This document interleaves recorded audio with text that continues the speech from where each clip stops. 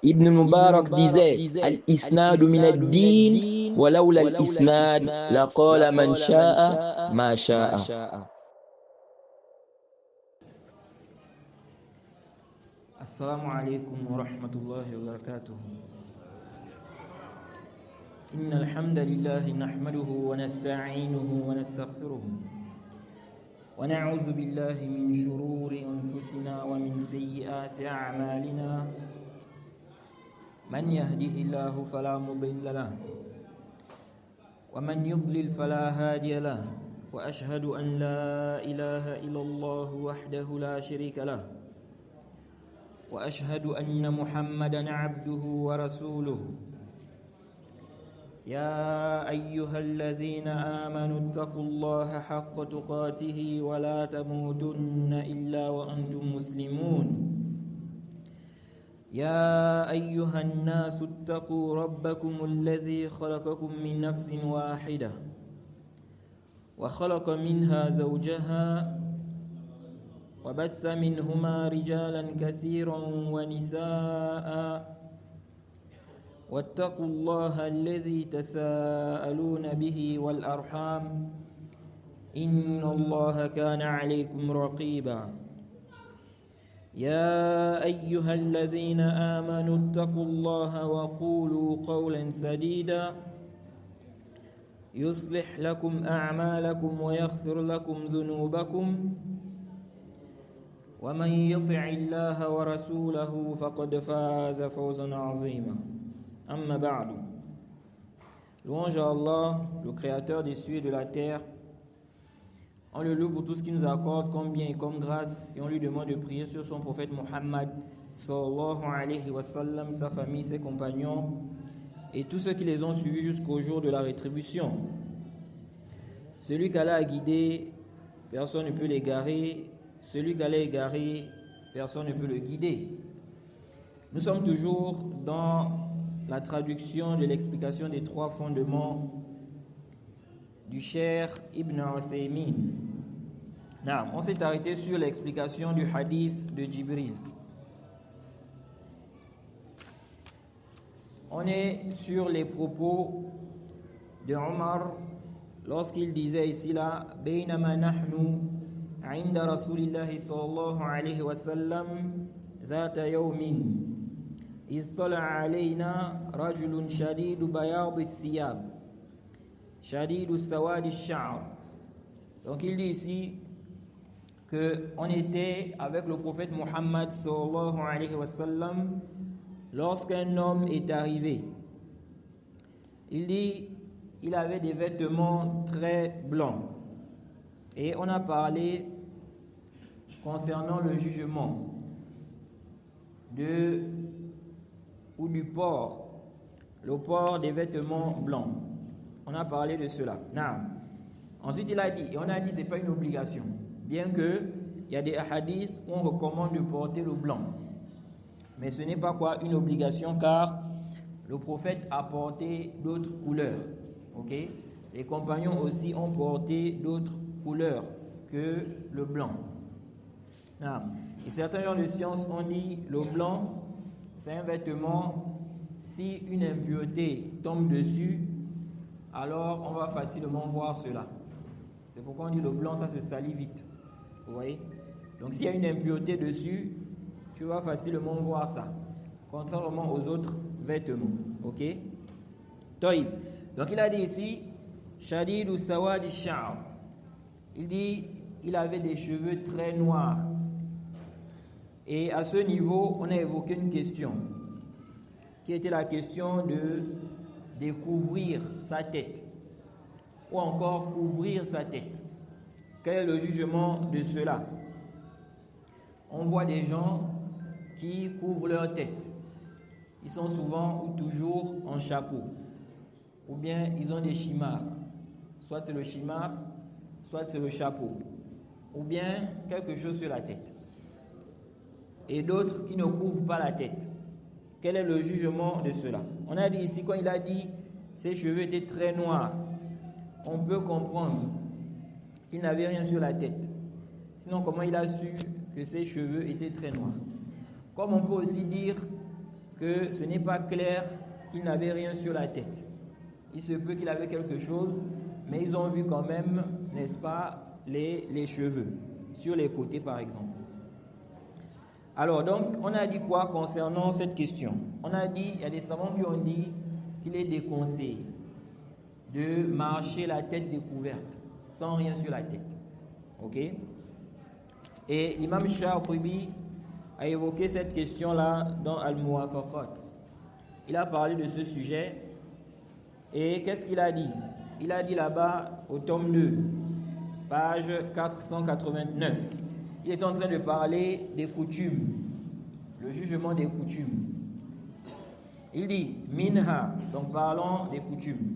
Minha ma yakunu mutabaddilan fil 'adati min husnin ila qubhin wa bil 'aks. Il dit il y a des coutumes, n'est-ce pas, qui varient, qui changent, ok, du bien vers ce qui est mauvais et inversement. Donc du mauvais à ce qui est bien. Ok?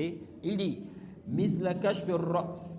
Il dit comme le fait de découvrir la tête. Donc enlever ce qui couvre la tête. Tu laisses ta tête comme ça, on voit tes cheveux. Il dit fa innahu yakhtalifu bihasab al-biqa' fi al-waqi'. Il dit ceci diffère, ok? Donc le fait de couvrir la tête là. Il dit cela diffère en fonction des régions, des endroits. Il y a des endroits là. Si toi, tu laisses la tête découverte comme ça, on voit tes cheveux là. Les gens voient ça comme quelque chose qui n'est pas bien. Vous voyez, en Arabie Saoudite, j'avais déjà évoqué ça, les Saoudiens, ok? Vous allez voir que les Saoudiens, ils ont toujours quelque chose sur la tête, généralement. Donc pour eux, marcher comme ça, la tête ouverte, sans rien sur la tête, chez eux, ils ne sont pas habitués à ça. Ok? Donc il dit ici, il dit, ça diffère selon les régions. Fahuwa lizil muru'at qabihun fi bilad al-mashriqiyya wa ghayru qabihin fi bilad al-maghribiyya. Ok? Il dit que les gens, n'est-ce pas, de bonne moralité, les personnes qui évitent des choses qui ne sied pas aux gens comme eux, ok, on va dire telle chose par rapport à ton rang, par rapport à, n'est-ce pas, ta personne, il ne sied pas que tu fasses ça, ok. Des gens comme ça là, il dit, chez ces gens-là, en Orient, ok, cela est considéré comme quoi? Il dit quoi? Cela est mal vu, le fait de découvrir la tête là. Tu n'as rien sur la tête, on voit tes cheveux. Il dit cela est mal vu pour des personnes, n'est-ce pas, en Orient. Ok? Il dit mais pas en Occident. En Occident là-bas, ils ne voient pas ça comme quelque chose qui n'est pas quoi? Bien. Ok? Donc le fait de découvrir la tête. Il dit فَالْحُكْمُ الشَّرْعِي يَخْتَلِفُ بِاخْتِلَافِ ذَلِكَ. Il dit donc le jugement va changer en fonction de cela. Vous voyez? Ça veut dire quoi? On va dire ici que c'est en fonction du milieu, là où tu es. On ne va pas dire aux gens que c'est une sunna. Parce qu'il y a des gens qui disent que c'est une sunna. Ils disent que couvrir la tête là, c'est une sunna. Le prophète avait le turban. On a vu que le prophète a couvert sa tête. Donc il dit que c'est une sunna là. Pour dire que c'est une sunna là, d'abord il faut que ça soit à la base dans une adoration. Ok? Si ce n'est pas dans une adoration, il faut qu'on ait quoi? On ait un texte où on nous encourage à faire ça. Si la chose à la base, ce n'est pas une adoration, comme s'habiller. À la base, s'habiller, ce n'est pas une adoration. Ouvrir la tête, etc. Donc, pour qu'on parle de sunna, quand la chose à la base, ce n'est pas une adoration, il faut que le prophète nous encourage à faire ça. Il y a des mérites. Ok? Il ordonne. Ou bien, il y a des mérites. Comme on a vu concernant le fait de porter le blanc. Le prophète a demandé de porter le blanc. Et il a dit, n'est-ce pas, d'enterrer nos morts avec quoi? Le linceul qui est blanc. Donc c'est ainsi. Si on n'a pas un dalil où le prophète a recommandé, il a ordonné, ou bien il y a des mérites que celui qui porte ça, il a telle récompense par exemple. On ne doit pas venir dire ici que c'est quoi? C'est une sunna. Si on vient maintenant sur le fait de couvrir la tête, Est-ce qu'on a un dalil où le prophète a ordonné ça, ou bien le prophète a recommandé, ou bien il a mentionné des mérites, que celui qui fait ça, il aura des mérites? Il n'y a pas. C'est pourquoi, même le turban, là, ceux qui disent que le turban, comme Jama'a Tabligh, souvent, ils disent quoi? Il y en a, ils disent que c'est une sunna de porter le turban. Vous les voyez avec le turban, là.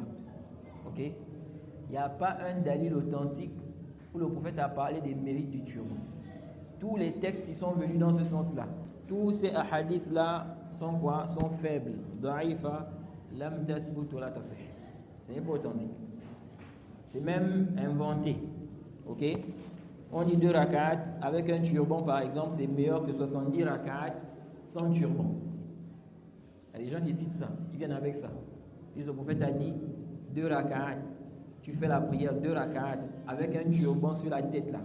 C'est meilleur que 70 rak'at que tu vas prier sans turban. Ça c'est quoi? Ce n'est pas authentique comme des gens de science l'ont expliqué, Shawkani, le Sheikh Al-Albani et bien d'autres. Donc, on n'a pas un hadith sur les mérites du turban. Le prophète a porté le turban, oui, parce que c'était connu dans ses coutumes, dans leurs coutumes, les Arabes, ils mettaient ça. Ça ne veut pas dire que c'est une sunna. Ok? Ça ne veut pas dire que c'est une sunna. Il était dans un peuple où il portait les turbans. Ok? Donc si le prophète porte le turban, est-ce qu'on va dire que comme le prophète a porté ça, ça veut dire que c'est une sunna? Non. Vous voyez? C'est comme les cheveux. On a rapporté du prophète qui gardait les cheveux. Ok? Il a gardé ses cheveux. C'était un peu long jusqu'ici. Mais est-ce qu'on va dire que c'est une sunna? Non, c'est pas une sunna. Ok? Ça rentre dans des choses naturelles qu'un être humain peut faire. Du moment où le prophète n'a pas incité à faire ça, il n'a pas recommandé, il n'a pas dit faites comme ça, il n'a pas mentionné des mérites pour ça. Donc ici, on ne doit pas dire que c'est une sunna. Celui qui le fait, c'est bien. Ok? Ce n'est pas interdit aussi.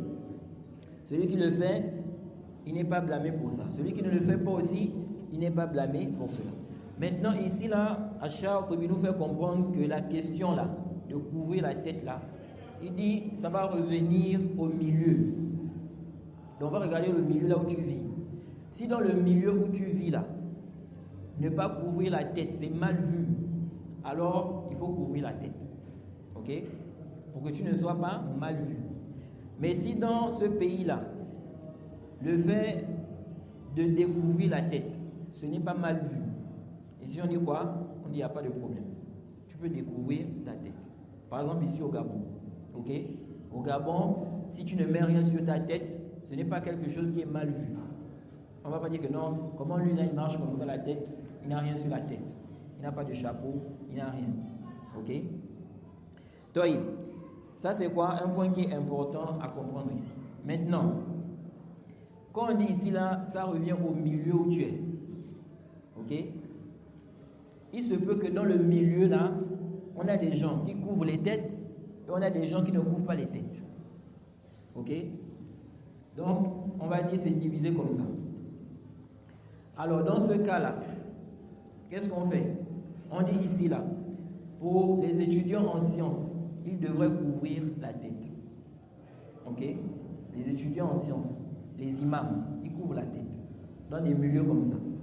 Ou bien, si dans le milieu, les imams, les étudiants en sciences, couvrent la tête. Soit c'est le chimar, soit c'est le chapeau, il a quelque chose sur la tête. Maintenant, toi, par exemple, tu es un étudiant en sciences.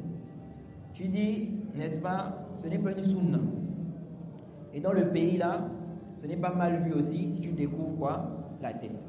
Ok? Ici là, on dit quoi? On dit, comme les étudiants, les imams dans ton pays là, ils sont connus pour couvrir la tête, fais ça. Ok? On dit quoi? Fais ça. Surtout qu'en faisant ça aussi, tu es en train, n'est-ce pas, de copier le prophète Mohammed sallallahu alayhi wa sallam, en couvrant ta tête. Ok? Mais avec ça, nous disons, si l'étudiant en sciences ou bien le musulman, il ne couvre pas sa tête dans ces milieux-là, on ne va pas le blâmer pour cela. On ne va pas le blâmer pour cela de dire que tu dois couvrir forcément ta tête. Ok? Et il y a certains qui sont allés même loin. Ils ont considéré ce genre de choses-là comme étant des choses qui empiète sur l'intégrité de la personne. Ok? Quelqu'un, à la base on dit, c'est quelqu'un de bien, c'est quelqu'un d'intègre, de juste. Si toi, tu ne couvres pas la tête là, ils vont plus te considérer comme quelqu'un d'intègre, juste. Ok? Il y a des actes, quand tu poses ça là, tu deviens quoi? Tu n'es plus classé parmi les gens de bien. Par exemple, si tu fais le zina, si tu voles, ok? Ou bien tu as délaissé la prière, ou bien le hajj, ou bien le jeûne, etc. Ou bien tu commets le shirk. Maintenant, il y a certains gens de science qui ont fait rentrer dans ce genre de choses. Donc les choses qui vont faire en sorte que tu perds ton intégrité là. Ils ont mis dedans ce genre de choses là. Découvrir la tête. Ash-Shatibi a dit فالحكم الشرعي يختلف باختلاف ذلك فيكون عند أهل المشرق قادحا في العدالة وعند أهل المغرب غير قادح. Oui. Il dit par conséquent le jugement législatif diffère en fonction de cela. Ainsi, se découvrir la tête est considéré comme un défaut de caractère. Ok? Ça empiète dans l'intégrité de la personne en Orient. Alors qu'au Maghrib, cela n'est pas quoi? Cela n'est pas le cas. Ok? Donc, il veut dire quoi par là? Il veut dire par là que chez certaines personnes, quand tu ne couvres pas la tête là, ça fait en sorte qu'on ne te considère plus comme quelqu'un de adl, intègre, juste. C'est-à-dire que quand on va faire par exemple le mariage là, on dit on veut faire le mariage, on a besoin de 2 témoins justes. Parce que le prophète a dit la nikaha illa biwali wa shahidai adl. Pas de mariage valide sauf avec, n'est-ce pas, un tuteur, donc le tuteur de la femme, et 2 témoins justes, intègres. Il faut 2, le minimum. On peut prendre plus, mais le minimum c'est 2. 2 témoins intègres. Ils ne sont pas connus pour commettre des grands péchés, comme le zina, le vol, le mensonge, etc. Donc 2 témoins intègres. Donc ici là, ils vont dire quoi? Ils vont dire, si celui-là, il ne couvre pas sa tête, alors on ne peut pas le prendre comme témoin pour mariage. Ok? Donc il y en a qui sont allés un peu loin dans cette question. Mais nous disons que ça c'est quoi? C'est un peu exagéré. Ok? C'est un peu exagéré. Ce genre de choses-là, on ne doit pas prendre ça pour, n'est-ce pas, critiquer quelqu'un dans le sens où il va perdre son intégrité. On ne le considère plus comme un adl, parce qu'il ne couvre pas la tête. Ok? Et j'avais déjà évoqué cette question-là, je pense, dans un dars, un cours, pour ceux qui suivent nos cours, concernant l'éloge et la critique. Ok? Ça là, on ne doit pas prendre ça comme une chose pour critiquer la personne au point de faire tomber son adhérent. Alors, on revient ici au propos de Omar. Donc, il dit qu'il avait donc des cheveux très noirs. Ensuite, il dit La yura alayhi atharu safar. On ne voyait pas de signe de voyage sur lui. Ok? Donc, ça veut dire quoi? On peut comprendre que c'est quelqu'un de la ville. Il ne vient pas d'un voyage. Il dit Wala ya'rifuhu minna ahadun. Personne parmi nous ne le connaissait. Personne parmi nous ne le connaissait. Comment Omar a su que personne ne le connaissait? Il est venu. Quand il est venu, ils l'ont observé. Il nous dit ici là, l'homme qui est venu là, personne ne le connaissait. Comment il a su que personne ne le connaissait? Al-Hafiz ibn Hajar nous explique cela dans le Fath al-Bari. Il dit ici là,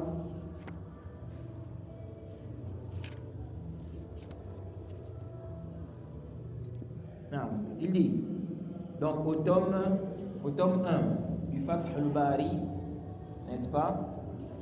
Il nous dit à la page 155, il dit, فَإِنْ قِيلْ, si on dit, كيف عرف عمر أنه لم يعرفه أحد منهم.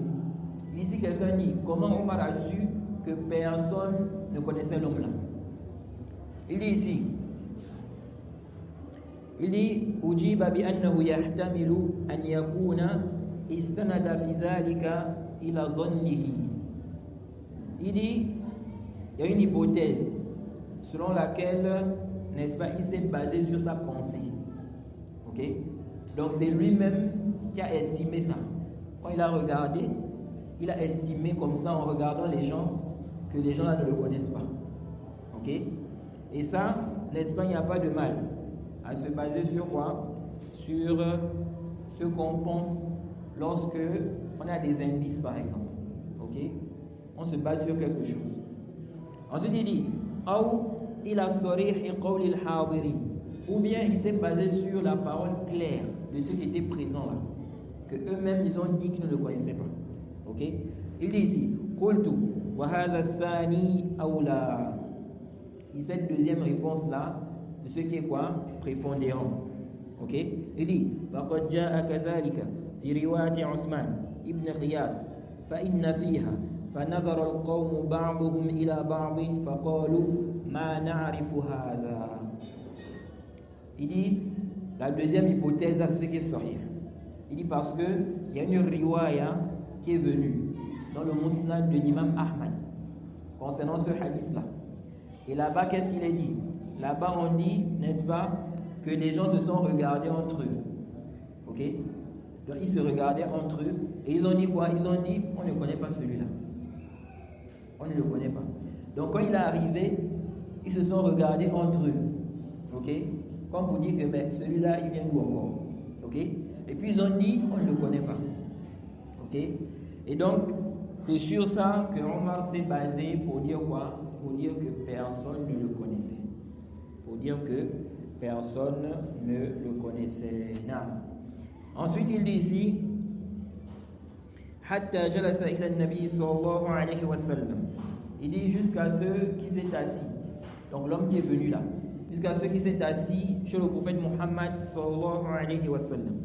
فأسند ركبتيه إلى ركبتيه ووضع كفيه على فخذيه. Il dit, donc il a avancé, il s'est assis auprès du prophète Muhammad صلى الله عليه وسلم. Il dit ici là, il s'agenouilla devant le prophète, collant ses genoux aux siens.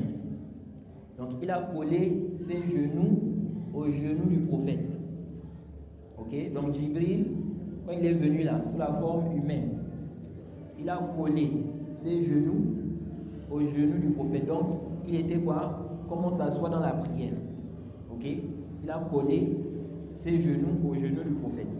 Ensuite il dit ici, puis il a mis ses paumes, ses deux mains sur ses cuisses. Ok? Il a mis ses deux mains sur ses cuisses. Donc, ici là, les savants divergent. Il a mis ses deux mains sur ses cuisses. Les cuisses de qui? Ses cuisses. Les cuisses du prophète ou bien ses propres cuisses à lui? Ok? Les savants divergent. Et de là, n'est-ce pas, une question va découler. Ok? C'est la question des cuisses. Est-ce que les cuisses là, ça fait partie de la nudité? Parce que certains savants ont dit qu'ici là, quand il dit, et il a mis ses deux mains, ses deux paumes sur ses cuisses. Ses cuisses, ils ont dit, ce sont les cuisses du prophète. Donc Jibril a collé ses genoux aux genoux du prophète et puis il a posé ses deux mains sur les cuisses du prophète pour être très proche du prophète et pour bien entendre ce qu'il dit. Donc, il y a d'autres savants qui ont dit non. Il a posé ses mains sur ses cuisses, c'est-à-dire ses propres cuisses à lui. Et ça c'est la position de Nawawi. Nawawi, il dit quoi? Il dit qu'il a posé ses mains sur ses propres cuisses. Et le Cheikh Ibn Uthaymin aussi, il dit quoi? Qu'il a posé ses mains sur ses propres cuisses. Sauf qu'on a une version de ce hadith-là, ok? Qui est venu, n'est-ce pas, trancher. Ça vient trancher ici, ok? C'est venu, n'est-ce pas, c'est rapporté par Ibn Hibban. Ibn Hibban rapporte cela. Ibn Manda aussi dans Kitab al-Iman. On avait déjà dit que ce hadith-là, le hadith de Jibril, il est venu dans d'autres versions, plus détaillées. Et on a besoin de ça, pour bien comprendre le hadith-là. Ok? Donc là-bas c'est venu, de même aussi Nasa'i a rapporté cela. Qu'est-ce qui est dit là-bas? On dit فَتَخَطَّى حَتَّى بَرَكَ بَيْنَ يَدَيْ النَّبِيِّ صلى الله عليه وسلم كما يجلس أحدنا في الصلاة ثم وضع يده على ركبتي النبي صلى الله عليه وسلم. Donc il dit ici là qu'il s'est avancé. Il s'avança jusqu'à s'agenouiller devant le prophète, s'asseyant comme on s'assoit dans la prière. ثم وضع يده على ركبتي النبي صلى الله عليه وسلم. Il dit ensuite il a posé ses mains sur les genoux du prophète. Ok? Les genoux du prophète Muhammad sallallahu alayhi wa sallam. Donc, ici là, il y a un point qu'on doit bien assimiler concernant les hadiths. Les hadiths du prophète, lorsque le prophète, n'est-ce pas, mentionne ces hadiths-là, lorsque le prophète dit quelque chose ou bien fait quelque chose et que des gens rapportent cela, ok? Ceux qui rapportent cela là, ils peuvent rapporter à leurs élèves une partie de ce qui s'est passé, comme ils peuvent rapporter tout ce qui s'est passé, ok? Donc, il y a des gens qui peuvent rapporter une partie et d'autres vont rapporter l'autre partie. Ou bien certains vont rapporter, n'est-ce pas, ce qui s'est passé de façon résumée, et il y a d'autres qui vont rapporter ça de façon détaillée. Ok? Tout dépend de ceux qui ont mené à citer le récit. Tout dépend de ceux qui ont mené à citer le récit. Quelqu'un peut citer le récit, ok? Lui, il veut faire sortir quelque chose dans le hadith là. Il va dire, n'est-ce pas, un tel m'a dit, qu'un tel a dit, qu'un tel a dit, que le prophète a dit. Il va citer. Ok? Maintenant, il y a une partie qu'il peut ne pas citer. Ok? Mais que d'autres ont cité. Ok? C'est pourquoi les savants ont dit, pour bien comprendre un hadith, il faut qu'on regroupe toutes les versions. Ok? Le même hadith là, si ça a été rapporté par plusieurs compagnons, ou bien un compagnon, plusieurs de ses élèves ont rapporté, il faut qu'on prenne toutes les versions là. Ok? Donc, Omar va citer le hadith. Ses élèves vont rapporter ça de lui. Certains peuvent rapporter tout ce qu'il a dit. D'autres peuvent rapporter une partie. Donc, pour bien comprendre ça, il faut regrouper quoi? Toutes les versions. Ok? Et l'imam Ibn Khuzayma, il a évoqué cette mas'ala-là qui est très importante parce que parfois, il y a des gens, ils viennent et puis ils rejettent les hadiths comme ça. Et dans une version, on a dit comme ça. Dans une autre version, on a dit comme ça. Au final, on a dit quoi? Qu'est-ce qui est authentique? Il n'a rien compris. Okay? Dans le Coran, lorsqu'Allah subhanahu wa ta'ala rapporte les histoires des prophètes qui sont passés, vous pouvez trouver dans une sourate, qu'Allah rapporte, Allah parle de l'histoire là, dans une autre sourate, il va donner des détails qu'il n'a pas donné dans l'autre sourate là-bas. Okay? On ne va pas dire non, on a dit, n'est-ce pas, cela, dans une autre version, on a dit cela. Est-ce que c'est en contradiction? Pour que tu viennes emmener ça pour rejeter cela. Ok? Donc c'est ainsi. Et même nous-mêmes, ça nous arrive. Tu peux avoir mémorisé tout un hadith. Ok? On te pose une question sur un sujet. Maintenant, toi, dans le hadith là, il y a un dalil là-bas qui prouve la réponse que tu vas donner. Tu vas citer le hadith en mentionnant juste ce que tu as besoin. Le hadith ne s'arrête pas là. Ok? Le hadith là ne s'arrête pas là. Ok? Donc c'est comme ça. Les rapporteurs aussi, ça arrivait qu'ils citaient un hadith, n'est-ce pas, une partie du hadith. Ou bien il va résumer le hadith. Et puis il y a d'autres qui vont citer ça de façon détaillée. Ok? Donc c'est comme ici là. Dans ce hadith là, on n'a pas précisé ces cuisses. Les cuisses de qui? Ok? Maintenant on a une autre version qui vient quoi? Qui vient spécifier cela. On doit faire quoi? On doit se baser sur cela. Nah. Donc Ibn Khuzayma, dans son explication de Kitab al-Tawhid, ok, quand il a parlé du hadith de l'intercession, le hadith de l'intercession, qui est une base chez les gens du hadith, chez les gens de la sunna, qui prouve que celui qui a le tawhid, il ne va pas rester éternellement en enfer. Ok? Tout celui qui a le tawhid, il a le tawhid. Oui? Même s'il a fait des péchés, le zina, le vol, etc. S'il va en enfer là pour être châtié, il ne va pas rester là-bas éternellement. Ok? Donc il a quoi? Le tawhid. Alors ce hadith, dans le hadith d'intercession, il y a plusieurs versions de ce hadith-là. Donc Ibn Khuzayma a cité les différentes versions. Ensuite, il a réfuté ceux qui peuvent prendre certaines versions et délaisser d'autres, pour faire des argumentaires, n'est-ce pas, qui en réalité ne tiennent pas. Donc il dit ici là à la page 494, il dit وَهَذِهِ الْأَخْبَارُ تدل على صحة مذهبنا أن الأخبار رويت على من كان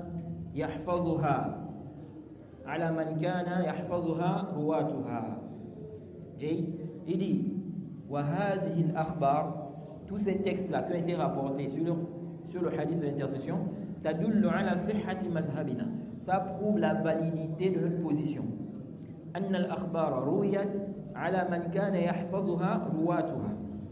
Donc, ces hadiths, ces récits-là ont été rapportés, transmis en fonction de ce que chaque rapporteur avait mémorisé.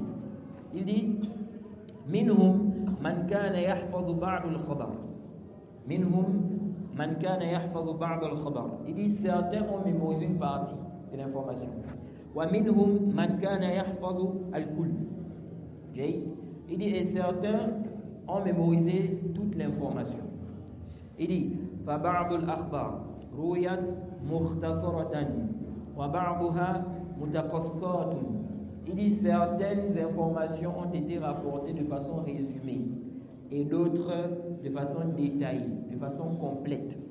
Il dit فإذا جمع بين المتقصى من الأخبار وبين المختصر منها بان حينئذ العلم والحكم. Il dit si maintenant on a regroupé, ce qui est détaillé et ce qui n'est pas détaillé, alors la science et puis le jugement sera clair. Ok? C'est la donne? Oui. Dans l'autre. Dans le jus.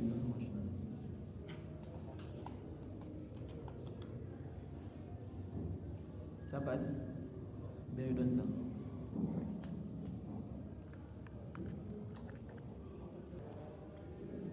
Oui. Donc ici on voit quoi? On voit que dans la version d'Ibn Manda, de Nasa'i et d'Ibn Hibban, il est clairement dit que l'homme qui est venu là, il a mis ses mains, n'est-ce pas, sur les genoux du prophète Muhammad sallallahu alayhi wa sallam. C'est pourquoi certains savants ont dit, quand il a dit sur ses cuisses, c'est-à-dire les cuisses du prophète. Ok? Toïb. Maintenant ici là, certains gens de science ont soulevé un ishkal. Le cheikh Ibn Uthaymin, quand il a évoqué la question là, lui il a dit quoi? Il a dit que le prophète ici là, quand on dit dans le récit que l'homme là a mis ses mains sur ses cuisses, il a dit ce sont ses propres cuisses. Toïb. Et je me suis étonné que le cheikh dit ça alors qu'on a une version du récit claire qui vient montrer, n'est-ce pas, qu'il a posé ça sur ses cuisses. Jay, il a posé ça sur ses cuisses. Quand on dit ici là qu'il a mis ça sur les genoux du prophète, on comprend quoi? Toy. Alors, je suis tombé sur la parole du cheikh. Certaines personnes ont dit que le cheikh n'était pas au courant de cette riwaya. Il ne connaissait pas cette riwaya. Ok? Nawawi aussi, quand il a parlé du récit, je n'ai pas vu qu'il a mentionné la riwaya là. Toïb. Maintenant, je suis tombé sur la parole du cheikh, le cheikh Ibn Uthaymin, dans son explication du Sahih al-Bukhari. On lui a posé la question. Il a évoqué la mas'ala là. Donc quoi? Dans Kitab al-Riqaq. Toïb. Le cheikh, quand il a évoqué ça, reste maintenant à savoir, je ne sais pas si ceux qui ont transcrit, n'est-ce pas, les paroles du cheikh, je ne sais pas s'ils ont transcrit ça. Parce que souvent, quand le cheikh, n'est-ce pas, explique le livre, à la fin, parfois il y a des questions. Parfois il y a des questions que les gens posent. Parfois, le cheikh peut évoquer une chose, ok? Donc il se peut que ceux qui vont transcrire là, parce que les livres du Cheikh Ibn Othaymin, la majorité de ces livres-là, ce n'est pas qu'il a écrit, ce sont des cours audio. Il a fait le dars. Maintenant, les élèves, les gens, ils ont écouté et puis ils ont fait quoi? Ils ont mis ça en écrit, ils ont fait sortir ça en livre. Ok? La majorité des livres du Cheikh Ibn Othaymin, c'est ça. Vous voyez? Et donc, je ne sais pas si dans le livre là, s'ils ont mis ça, mais dans l'audio, il y a ça. Le Cheikh, quand il a évoqué la question là, il a soulevé, n'est-ce pas, ce problème-là. Il dit que certains savants ont dit que ici, la Jibril a mis ses mains sur les cuisses du prophète. Il dit ça pose problème. Pourquoi? Il dit parce que certains savants ont dit que les cuisses font partie de la nudité. Ok? La awra, la nudité dans l'islam, concernant l'homme. La femme, tout son corps est nudité, sauf le visage et les mains, selon la divergence. Ok? L'homme, quelle est la nudité de l'homme? Ok? Certains gens de science ont dit c'est seulement les parties intimes. Ok? Donc le sexe et puis le derrière là. C'est tout. Ok? Les cuisses là, ça ne fait pas partie de la nudité. Donc même si quelqu'un fait découvrir ça, même si on voit ces cuisses là, il n'y a pas de problème. Parce que ça ne rentre pas dans la nudité. Ok? Donc il y a d'autres savants qui ont dit les cuisses là rentrent dans la nudité. Ils ont dit entre le nombril et puis le genou, tout ce qui est là c'est la nudité. Tout ce qui est entre le nombril et le genou. Ok? Ils ont dit ça rentre dans la nudité. Donc ça là, personne ne doit voir ça. Ok? Sauf ta femme, par exemple. Mais que des gens voient cette partie-là, non. Ok? Et ils ont divergé sur le nombril et les genoux. Ok? Est-ce que ça rentre dans la nudité? Certains ont dit, ça ne rentre pas. Parce qu'on a dit entre le nombril et le genou. Donc ça veut dire que le nombril n'est pas dedans. Donc si quelqu'un son nombril est dehors là, il n'y a pas de problème. Ou bien le genou. Ok? Donc ça c'est quoi? Un long débat là-bas entre les savants. Mais où est-ce que je voulais en venir? C'est que le Cheikh Ibn Othaymin, il dit, ici là il y a un problème. Parce que si on dit que l'homme là a posé ses mains sur les cuisses du prophète, alors qu'on sait qu'il y a des savants qui ont dit que les cuisses là font partie de la nudité, il dit c'est un problème. Parce que comment il va toucher la nudité du prophète? Toi tu n'as pas le droit de toucher la nudité de quelqu'un. Ok? Est-ce que quelqu'un aujourd'hui là il peut venir toucher le sexe de l'autre? Il ne peut pas. Ou bien on va dire ses fesses derrière. Non. Donc si on dit que les cuisses là, ça fait partie de la nudité, comment on va dire que non, il est venu poser ses mains sur les cuisses du prophète? Mais si c'est la nudité, il ne peut pas faire ça. C'est pourquoi le cheikh a dit, il dit ça fait partie du mauvais comportement. Ça fait partie du mauvais comportement. Que tu viennes, n'est-ce pas, toucher la nudité de l'autre. Comment on va dire que Jibril, ici, a mis ses mains sur les cuisses du prophète Muhammad sallallahu alayhi wa sallam. Donc ça, c'est l'ishkal que le cheikh a soulevé. Et donc de là, il a émis des doutes sur l'authenticité de cette version-là. Il dit vraiment, on doit vérifier ceux qui ont rapporté ça. Donc ça veut dire quoi? C'est comme si le cheikh lui-même, il ne connaissait pas cette riwaya-là. Ok? Ce sont les étudiants, les élèves qui ont mené ça pour dire que voilà, il y a cette riwaya-là. On fait comment avec? Ok? Donc le cheikh a émis des doutes. Il faut qu'on regarde ceux qui ont rapporté là. Est-ce qu'ils sont plus dignes de confiance que ceux qui n'ont pas mentionné ça? Parce qu'il dit quoi? Il dit peut-être que c'est un tafsir d'un rapporteur, une explication du rapporteur. C'est lui qui a expliqué comme ça. On a dit, il a mis ses deux mains sur ses cuisses. Maintenant, lui, il a compris de là, c'est sur les cuisses du prophète. Et il a dit ça comme ça. Ok? Donc, c'est ainsi que le cheikh a évoqué la question. Et donc, ça nous emmène directement à quoi? À la question de la cuisse, ou bien les cuisses. Est-ce que les cuisses font partie de la nudité? De telle sorte qu'il est obligatoire de cacher ça. Ok? Tu n'as pas le droit de montrer ça. Ou bien on va dire que ça ne fait pas partie de la nudité. Ok? Si quelqu'un fait découvrir cela ça ne rentre pas dans la nudité. De même si quelqu'un touche ça aussi. Parce qu'on dit que ce n'est pas une nudité, ça veut dire que si quelqu'un touche ça, il n'y a pas de problème. Ce n'est pas la nudité, c'est comme s'il touchait ici, ici, n'est-ce pas, la tête, etc. Mais si on dit que c'est une nudité là, la personne n'a pas le droit de toucher. Ok? Il n'a pas le droit de toucher cela. Non. Donc, comme le temps est arrivé, on va s'arrêter là. Comme le temps est arrivé, on va s'arrêter là. Et peut-être s'il y a une question avant qu'on ne commence la prière. C'est 40 la prière, non? Oui. Donc c'est même déjà le...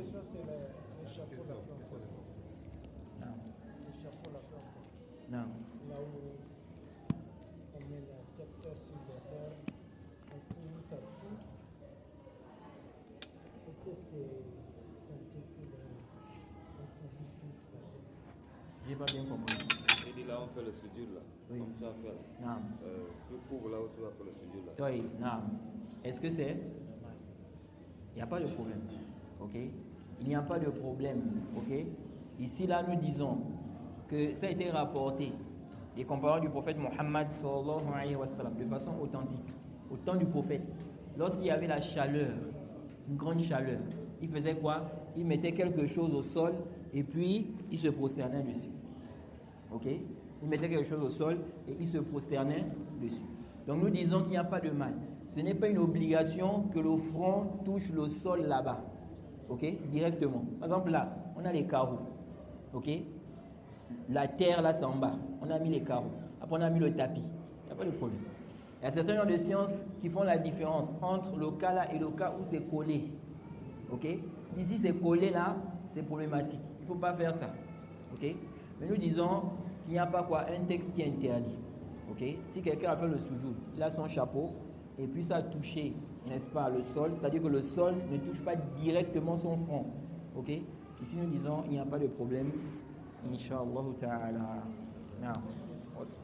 C'est l'heure. Hein?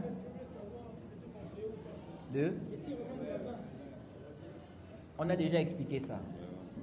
Nous disons aux gens, aux frères, les gens qui font l'azan, n'est-ce pas, le fait de faire l'azan en tirant là, en mettant le tajwid dedans là, ça ce n'est pas rapporté, n'est-ce pas, dans la sunna du prophète Mohammed sallallahu alayhi wa sallam. Par exemple, si quelqu'un fait l'azan, et en faisant l'azan, il va dire par exemple Allahu Akbar, Allahu Akbar, Ashhadu an la ilaha illallah. Tout ça là, c'est pas venu dans la sunna.